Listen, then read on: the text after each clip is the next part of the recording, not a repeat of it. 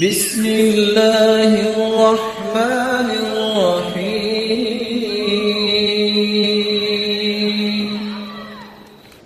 رسول اکرم صلی اللہ علیہ وسلم کا فرمان ہے، ما من عبد یبیت علی ذکر طاہرا الا بات معه في شعاره ملك لا ينقلب ساعة من الليل الا قال اللهم اغفر لعبدك فانه بات طاهرا۔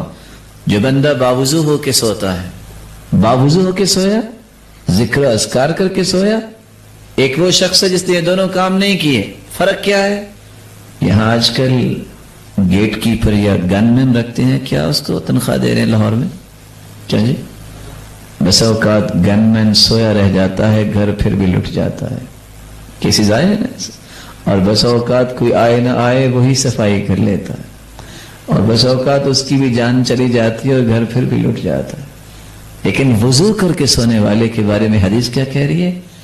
گن مین جتنا بھی نیک اچھا ہو، آپ اس کو بیڈ روم میں آنے کی اجازت نہیں دیں گے۔ کہ دیں گے؟ جو باوضو ہو کے سوتا ہے، اللہ رب العزت ایک نورانی فرشتہ آسمان سے بھیجتے ہیں جو ساری رات اس کے بستر پہ گزارتا ہے۔ کیا کرنے آتا ہے فرشتہ؟ دو کام، نگرانی اور اس کے دعا۔